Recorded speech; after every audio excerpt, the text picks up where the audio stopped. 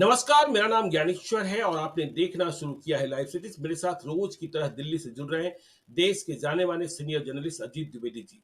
अजीत जी, बिहार में लोकसभा चुनाव 2024 की लड़ाई तो अब रोचक होती जा रही है। देखिए, इंडिया ब्लॉक ने उम्मीदवारों की आधिकारिक सूची भले न जारी की हो, लेकिन आज तेजस्वी यादव ने मुकेश सहनी को अपने साथ कर लिया।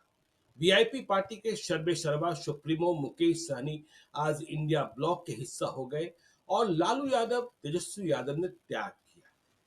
26 सीटें उन्हें इंडिया ब्लॉक में मतलब आरजेडी को लड़ने को मिली थी, उनमें से 3 सीटें मुकेश सहनी को लड़ने के लिए दे दी गई। गोपालगंज की सीट, पूर्वी चंपारण की सीट और झंझारपुर की सीट। देखिए, मुकेश सहनी बिहार में मल्लाहों के सबसे बड़े नेता हैं और जो राजनीति हो रही है वह अति पिछड़ों की राजनीति हो रही है, 36% की। तो मुकेश सहनी आ गए इंडिया ब्लॉक में। कई दिनों से कयास लगाए जा रहे थे मुकेश सहनी का क्या होगा क्या नहीं होगा, तो मुकेश सहनी को किनारा तो मिल गया। और अब मुकेश सहनी, जिन्हें तेजस्वी यादव ने कहा मेरे बड़े भाई, और मुकेश सहनी ने तेजस्वी यादव को कहा मेरे छोटे भाई। यह बात भी हुई कि पिछले बार तो कहा गया था खंजर भोंका आरजेडी में, तो मुकेश सहनी ने कहा भाई भाई में नोक झोंक होती रहती है, बदला उनसे लेना है जिन्होंने सीने में खंजर भोंकी सामने से। मेरे विधायक तोड़े, मेरी पार्टी तोड़ी, और अब 3 सीटें मिली है, 40 सीटों पर लड़ेंगे और जीतेंगे। देखिए, मल्लाहों के दूसरे बड़े नेता अजय निषाद को कांग्रेस पार्टी ने अपने साथ कर दिया है। आगे हम इसी एपिसोड में चर्चा करेंगे बिहार में 2 मंत्रियों के संतानों की लड़ाई के बारे में। महेश्वर हजारी, जिन पर नीतीश कुमार की सरकार का चेहरा चमकाने का जिम्मा है, आईपीआरडी मिनिस्टर, उनके बेटे सन्नी हजारी ने आज कांग्रेस की सदस्यता ग्रहण कर ली और शायद वे उम्मीदवार होंगे समस्तीपुर सुरक्षित लोकसभा क्षेत्र से अशोक चौधरी की बेटी सांभवी चौधरी के खिलाफ, जो एलजेपी की प्रत्याशी है। तो पहले बात मुकेश सहनी की। मुकेश सहनी के आने के बाद बिहार में लड़ाई तो जमेगी, ऐसा लगने लगा है। क्या जीजिए?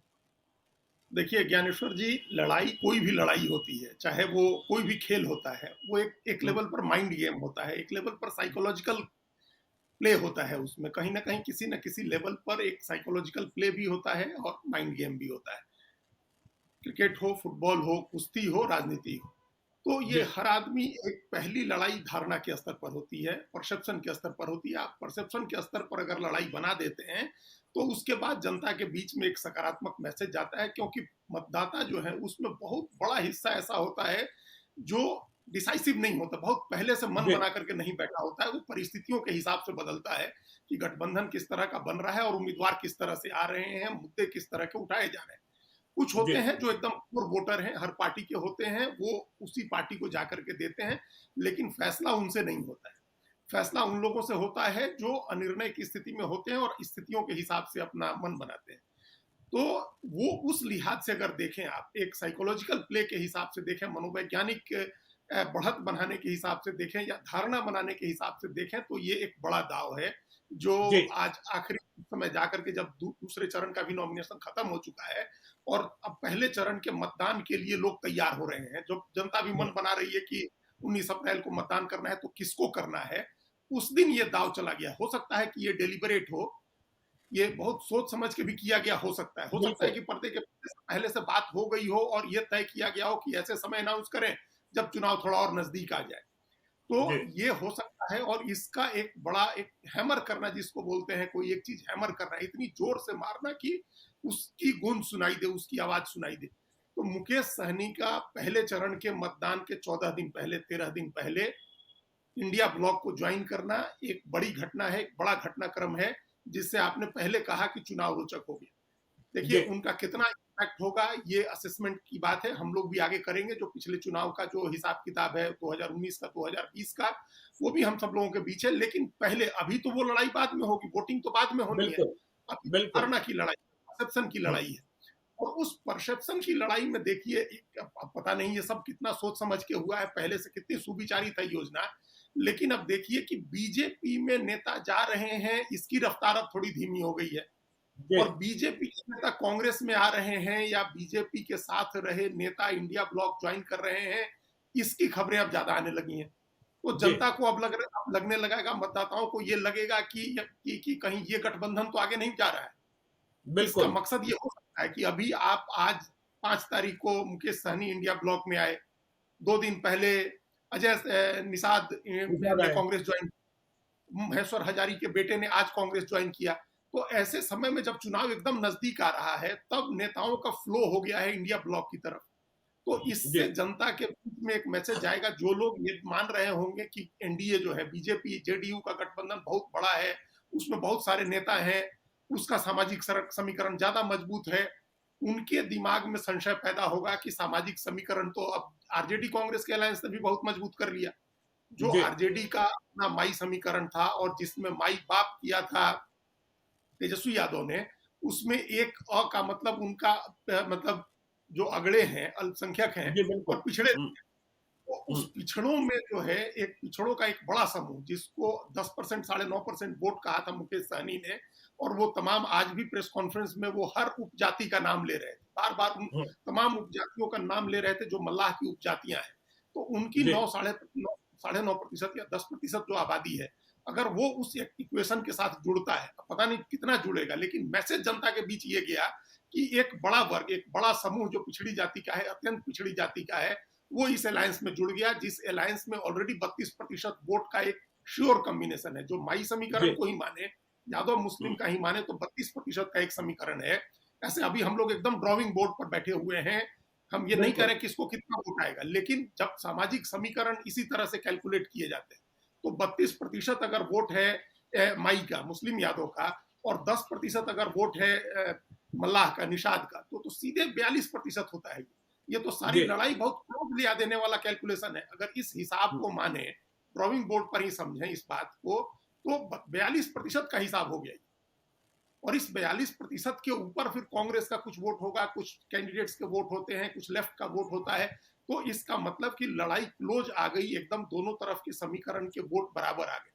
अत्यंत पिछड़ा एक पूरे ब्लॉक का एक बड़ा हिस्सा अगर इस मुकेश सहनी के साथ आता है, तो वो अपने आप में एक धारणा बनाने वाला है उन मतदाताओं के मन में, जो पहले एनडीए के साथ रहे हो लेकिन किसी कारण से नीतीश कुमार जी, की सरकार से नाराज है, या 10 हुँ, साल के बीजेपी के केंद्र सरकार के शासन से नाराज है। एंटी इनकम्बेंसी होती है, इस बात से कोई इनकार नहीं कर सकता है, चाहे जितनी भी अच्छी सरकार चल रही हो, कोई भी सरकार हर व्यक्ति हर वर्ग को संतुष्ट नहीं कर सकती है।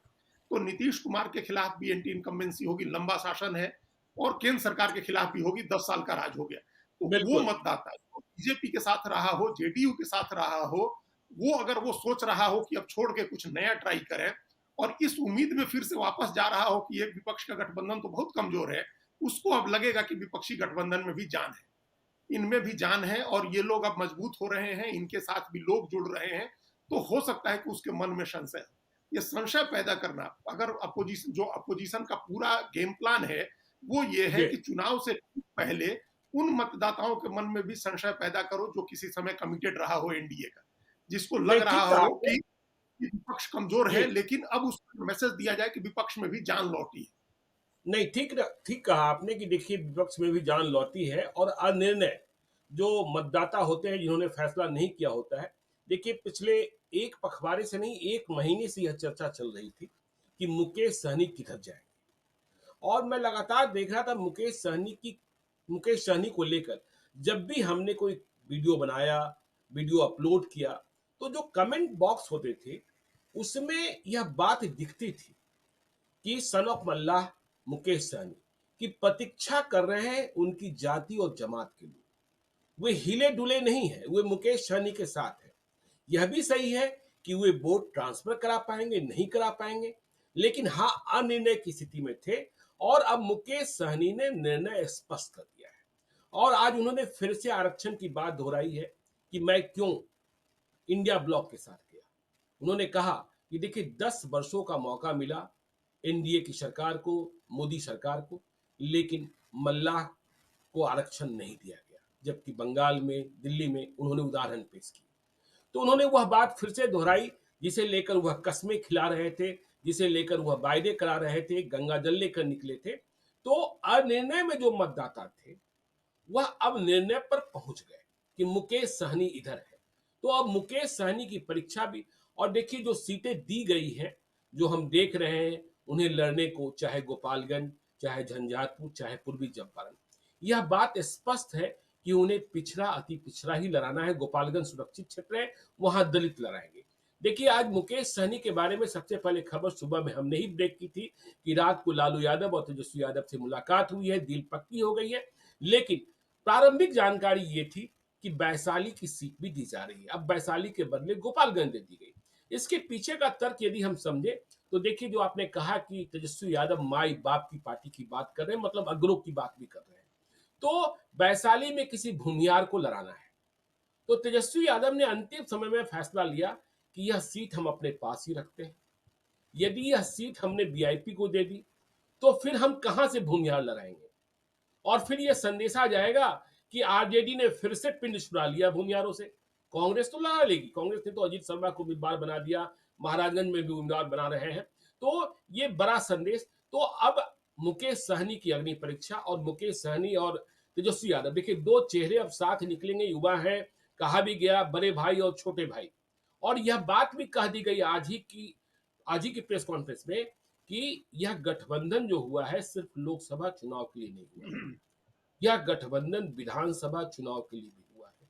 और जिस तरीके से तेजस्वी यादव ने कहा कि आज हमने मुकेश सहनी का सम्मान किया है, ठीक वैसा ही सम्मान विधानसभा चुनाव में भी करेंगे। तो मुकेश सहनी को किनारा मिल गया, मुकेश सहनी को अपनी ताकत तो लगानी होगी।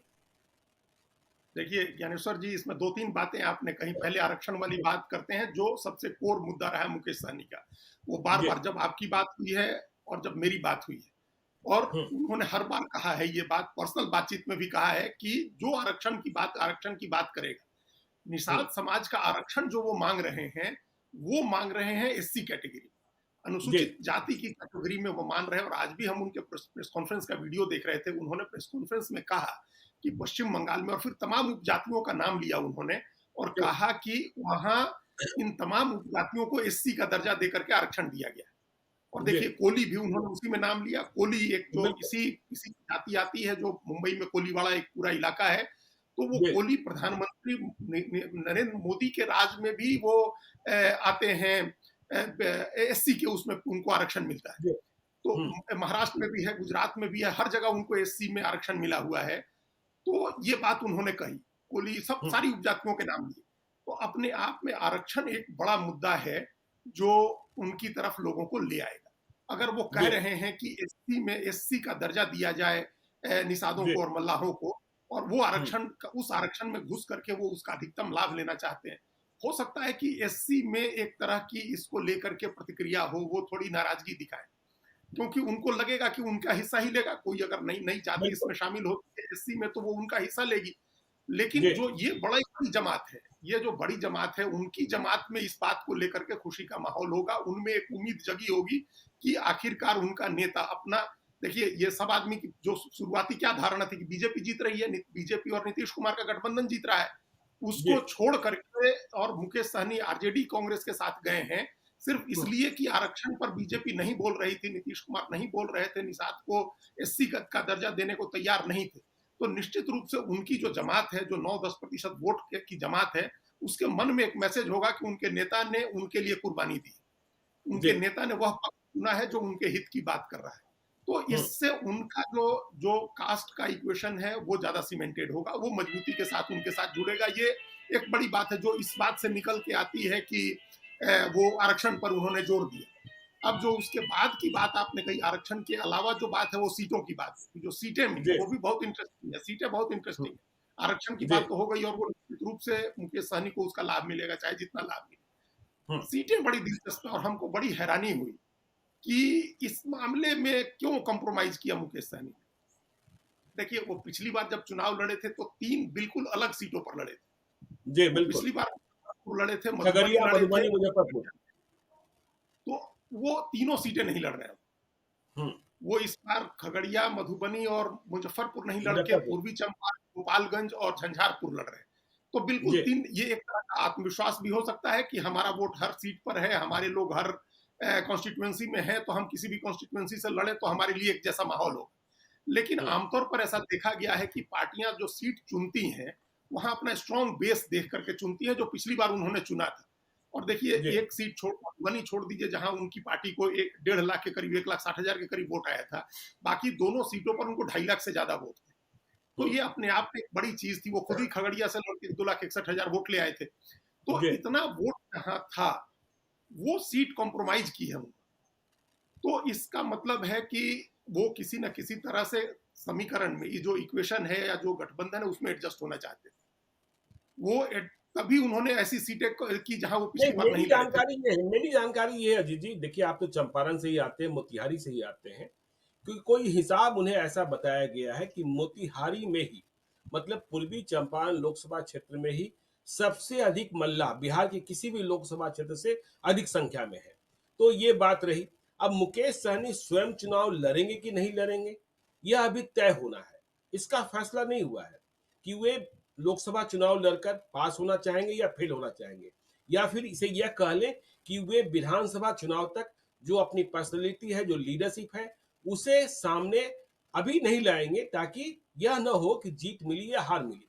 तो एक बात तो ये। दूसरी बात ये कि देखिए, सामने वाले से लड़ना है। हमेशा हम लोग यह चर्चा करते रहे कि मुकेश सहनी निषादों के सबसे बड़े नेता। अब देखिए, उनके पास, बीजेपी के पास कौन बचा नेता? हरी सहनी। अभी पैन बिहार पहचान नहीं बनी है। राजभूषण चौधरी निषाद को टिकट दिया गया मुजफ्फरपुर में, वे भी मुकेश सहनी की पाठशाला के ही नवीनतम छात्र हैं। मतलब वे भी अभी उनको पहचान लेनी है, पहचान दिलानी है। तो मधुबनी मधुबनी तो पिछला बार लड़ा था इन्होंने। देखिए, वैशाली वैशाली लड़ते तो वैशाली में 2014 में नीतीश कुमार ने मल्लाह को लड़ाया था, और एक सीट दी गई कि भाई आप दलित को लड़ा लीजिए ताकि आपका विस्तार हो, और झंझारपुर में अति पिछड़ा। तो मुकेश सहनी लड़ेंगे नहीं लड़ेंगे, यह भी तय नहीं है।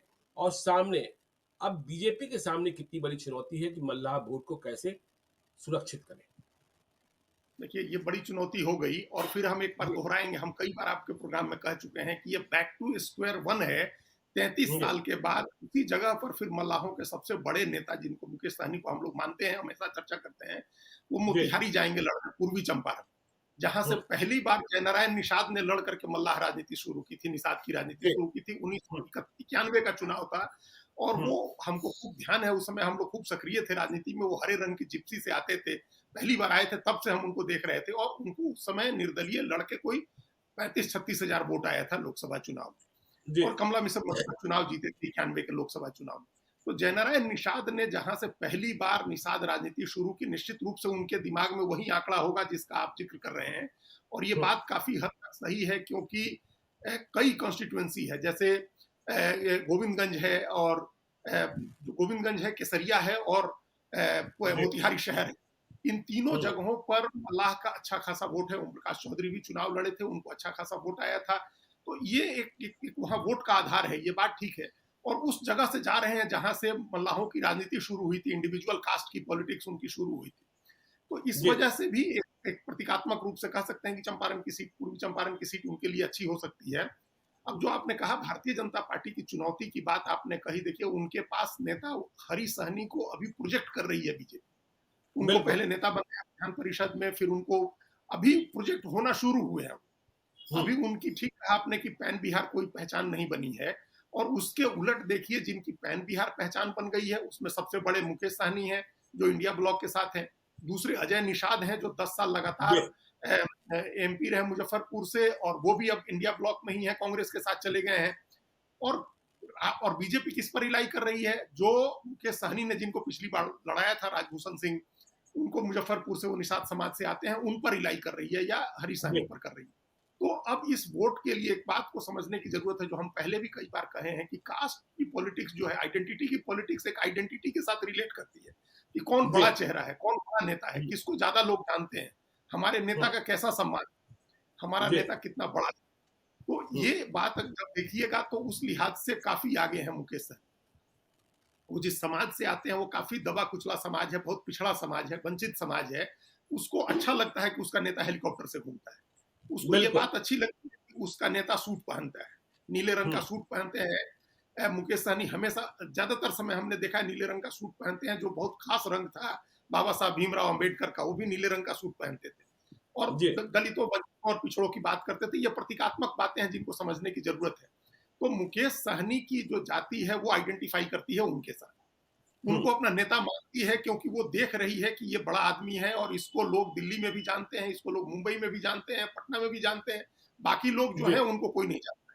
तो हुँ, इसलिए बीजेपी की बहुत बड़ी चुनौती हो गई कि संपूर्ण अति पिछड़ा का जो उसका वोट है, जिसके लिए बीजेपी इतनी मेहनत कर रही थी, उसमें एक इतना बड़ा डेंट कर दिया। मुकेश सहनी का आरजेडी में जाना एक बड़ा डेंट है। कितना नतीजों पर क्या असर होगा, ये हम जी, पहले कह चुके हैं, अभी हम लोग नहीं कह सकते हैं, लेकिन धारणा के स्तर पर एक बहुत बड़ा गेम चेंजर है ये। और बीजेपी को अब इसकी काट के तौर पर सोचना होगा कि अत्यंत पिछड़ा वोट के लिए, मल्लाह वोट के लिए बीजेपी क्या दाव चलती है। अभी आसपास में बिल नहीं दिख रहा है कोई। उत्तर प्रदेश में जी, भी कोई ऐसा नेता, निषाद पार्टी के जो नेता है संजय निषाद और प्रवीण निषाद, वो अपना क्षेत्र छोड़ करके बाहर नहीं जा सकते हैं। उनको गोरखपुर के इलाके से ज्यादा लोग नहीं जानता है कहीं, और उसके जी, अलावा कोई नेता नहीं, वो भी एलआई हुँ, पार्टनर है। आप जेपी ने इसके पहले कभी सोचा ही नहीं, ऐसा लगता है, इतना बड़ा, इतने बड़े समुदाय का कोई नेता बनाने के लिए। और जो नेता बना था वो अब इंडिया ब्लॉक में है। इस हुँ। चुनौती का रास्ता और इससे निपटने का उपाय खोजना होगा बीजेपी। नहीं, ठीक है, खोजना होगा। देखिए, आज तेजस्वी यादव ने कुछ और बातें कही। उन्होंने कहा कि देखिए हम प्रोग्रेसिव हैं, पॉजिटिव हैं और हमारे पास आगे का रोड मैप है। और इंडिया ब्लॉक ने उम्मीदवारों की घोषणा अभी नहीं की है, लेकिन इसके बावजूद तेजस्वी यादव दावा कर रहे हैं कि देखिए, बिहार का जो नतीजा होगा ना, वह चौंकाने वाला होगा। जो 400 पार का दावा कर रहे हैं, वो बिहार में धूल चाट जाएँगे। तेजस्वी यादव का यह ओवर कॉन्फिडेंस या फिर जो आपने प्रारंभ में ही कहा कि बीजेपी छोड़कर लोग अब इंडिया ब्लॉक में आ रहे हैं। कई जगहों से खबरें आ रही है। कल हमने देखा राजस्थान में एक निर्दलीय उम्मीदवार के नामांकन में ऐसी भीड़ जुटी कि पूछिए मत। फिर एक छोटी पार्टी के उम्मीदवार, हमने कल ही देखा, भले तेजस्वी यादव और लालू यादव ने टिकट नहीं दिया, लेकिन पप्पू यादव के लिए ऐसा सैलाब उमड़ा पूर्णिया में कि पूछिए मत, और वह भी स्वतः स्फूर्त। पहले दिन ही लोगों ने मान लिया कि बीमा भारती तो लड़ाई में है ही नहीं, लड़ाई संतोष कुशवाहा और पप्पू यादव में होगी। तो चुनौतियां बढ़ती हुई सचमुच दिखाई पड़ रही है बीजेपी के लिए कि फिर मोदी मैजिक क्या आपको 2019 की तरह दिख रहा है? देखिए, ये बात अभी 2014 2019 दोनों हम लोग के सामने है। दोनों में जी, मैजिक था, जादू चला था नरेंद्र मोदी का। 14 में जब नीतीश कुमार साथ में नहीं थे तब भी जादू चला था, 19 में जब जी, साथ आए तब भी जादू चला। जी, ये बीजेपी के का मैजिक तो चला है, नरेंद्र मोदी का मैजिक चला है, और 10 साल में उन लोगों ने तैयारी भी की है अपने लेवल पर, बीजेपी ने भी तैयारी की है। इस बार ऐसा लग रहा था पहले से, जब नीतीश कुमार इस तरफ थे, इंडिया ब्लॉक जब वो बना रहे थे, तब लग रहा था कि बराबरी की टक्कर होगी। जब नीतीश कुमार चले गए तो एडवांटेज बीजेपी दिखने लगा, जो अभी भी हमको भी जी, दिख रहा है, एडवांटेज बीजेपी है। हम्म, लेकिन इस बात से हम सहमत हैं तेजस्वी यादव के कि नतीजा चौंकाने वाला हो सकता है। जी, चौंकाने वाला इसलिए हो सकता है क्योंकि जो बिहार में बात हो रही है जितने लोगों से भी, कोई आदमी ये नहीं कह रहा है कि कोई लहर चल रही है, कोई जी, आंधी है, कोई तूफान है। ये 2019 में लोग कह रहे थे, दिख रहा था, 2014 में तो और ज्यादा साफ साफ दिख रहा था। हम लोग चुनाव में जी, घूम रहे थे और एकदम साफ साफ दिख रहा था कि लहर है, हवा चल रही है, और लोग हम्म, बोल रहे थे एकदम रास्ते पर। हमने बड़ी लंबी यात्रा की थी 14 के लोकसभा चुनाव में, और लोगों ने कहा था कि हम लोग इस बार नरेंद्र मोदी को वोट देंगे और विधानसभा में फिर से नीतीश कुमार को देंगे। तो वो बिल्कुल, दिखा कि लोगों ने जो कहा था वो बात उन्होंने लोगों ने किया। 19 में भी हम्म, इसी तरह से दिखा। इस बार लहर नहीं दिख रही है। सब आदमी कह रहा है कि सुनामी तो छोड़ दीजिए, कोई आंधी भी नहीं दिख रही है। जी, तो आंधी नहीं दिख रही है, इसका मतलब कि हर सीट पर लड़ाई होगी, सीट वार लड़ाई होगी। उसमें बिल्कुल, फिर कंपटीशन आपका और कैंडिडेट, ये दोनों महत्वपूर्ण हो जाते हैं। ये आपका सामाजिक समीकरण कैसा है और आपका उम्मीदवार कौन है। तो अब अगर सामाजिक समीकरण की बात करें, देखिए, एक पहले चर्चा होती थी कि जेडीयू के उम्मीदवार कैंडिडेट कमजोर हैं, आरजेडी उनके खिलाफ लड़के उनको हराना चाहती है, जेडीयू को।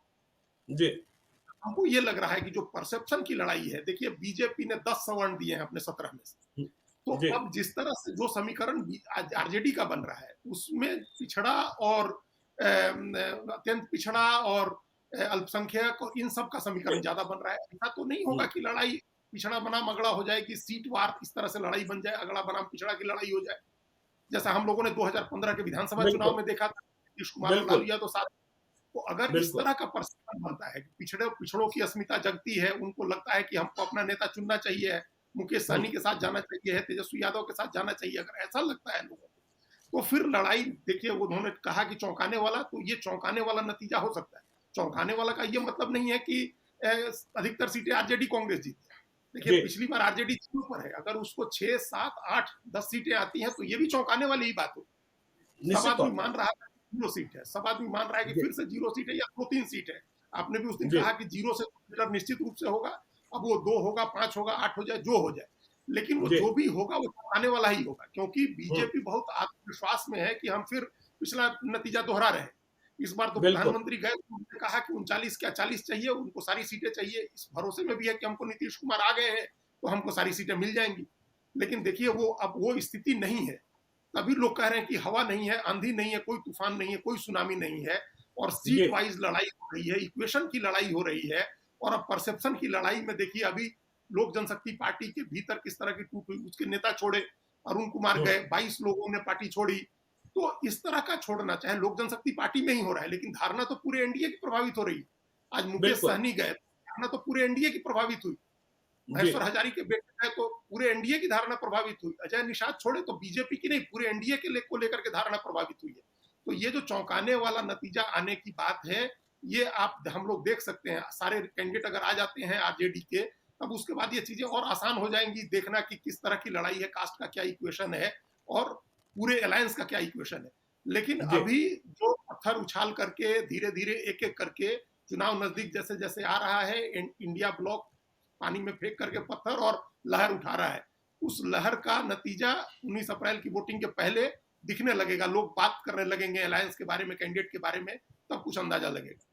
नहीं, टक्कर तो दिख रही है अजीत जी। देखिए, और वोटों का ध्रुवीकरण जो आपने कहा ना, अगला पिछड़ा, जैसे मैं नवादा का ही उदाहरण लेता हूँ। वहां दो बागी खड़े हैं।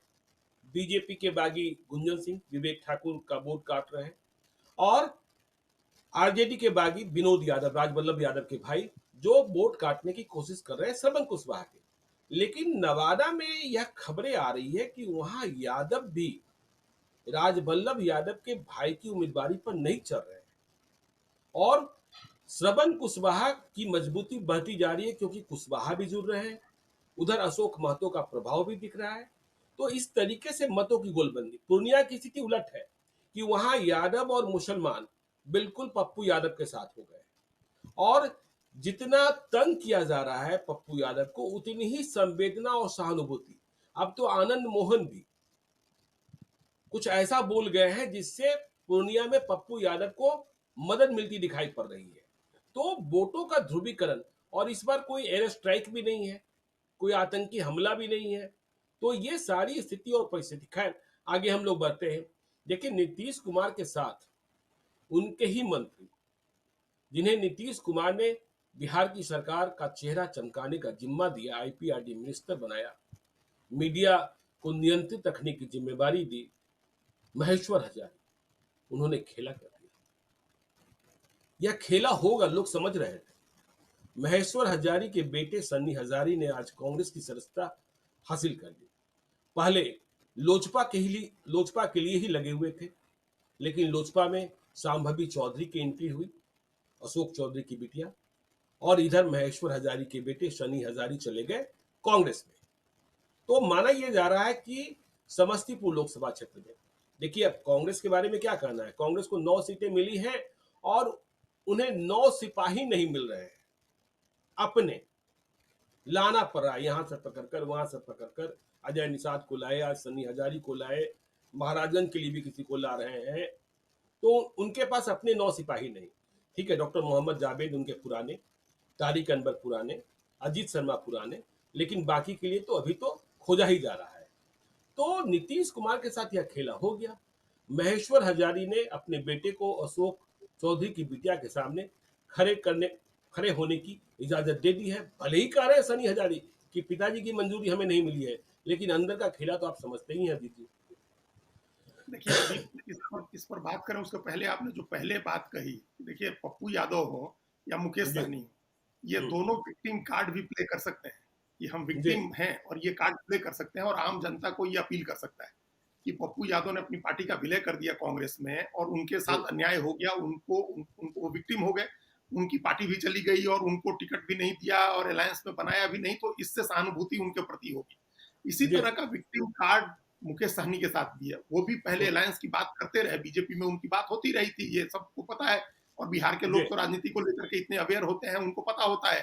तो आखिरी बिल्कुल समय में नहीं मिला उनको और तब उनको जाना पड़ा उधर, तो ये चीज उनके लिए भी एक सहानुभूति पैदा कर सकती है, खासतौर से उनके मतदाताओं में। तो ये दोनों जी विक्टिम सामने आए हैं, तो इसका फायदा मिलेगा। देखिए, समस्तीपुर की जो कहानी है वो बहुत दिलचस्प है। इस बार कई जगह ऐसा देखने को मिल रहा है। ऐसा जी कमाल मतलब हमने पहले, इसके पहले भी हुआ ही होगा, कई बार हुआ है, हम लोग भी देखते रहे हैं।